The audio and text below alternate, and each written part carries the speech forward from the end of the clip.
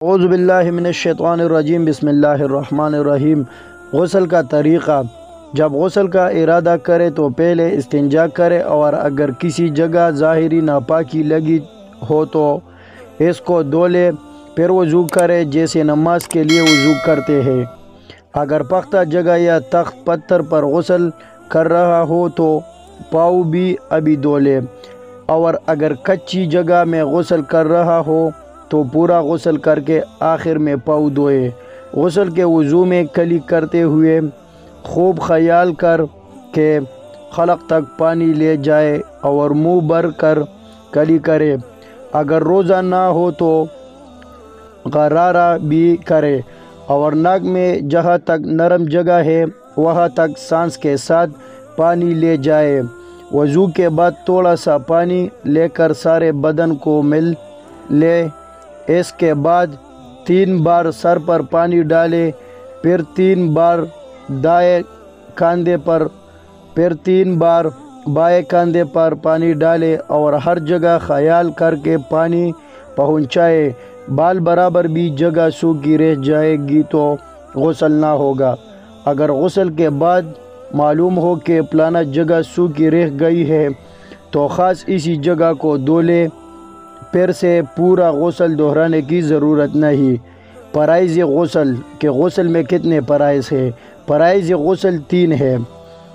خوب خلق تک پانی سے منہ بھر کر کلی کرنا، ناک میں سانس کے ساتھ پانی چلانا جہاں تک نرم جگہ ہے، تمام بدن پر 1 بار پانی بہانا۔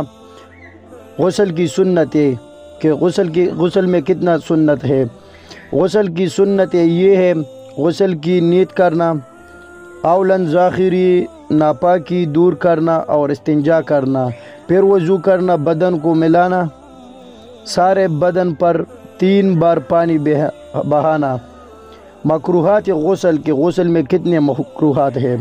غسل کے مکروہات یہ ہے: پانی بہت زیادہ گرانا، اتنا کم پانی لینا کہ اچھی طرح غسل نہ کر سکے۔ غسل جنابت کا طریقہ: غسل جنابت کرنے والا سب سے پہلے غسل کرنے کا ارادہ یعنی نیت کرے گا۔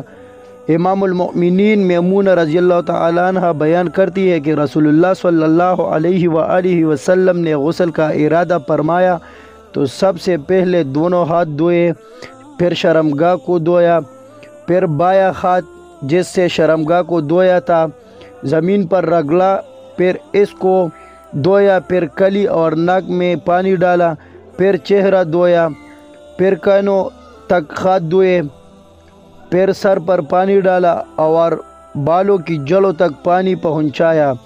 3 بار سر پر پانی ڈالا، پھر تمام بدن پر پانی ڈالا، پھر جہاں آپ نے غسل کیا تھا اس جگہ سے ہٹ کر پاؤں دھوئے۔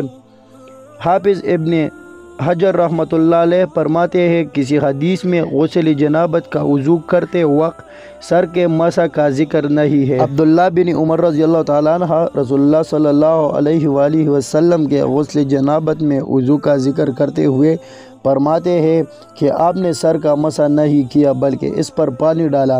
امام نسائی نے اس حدیث پر یہ باب باندھا ہے: جنابت کے وضو میں سر کے مسح کو ترک کرنا۔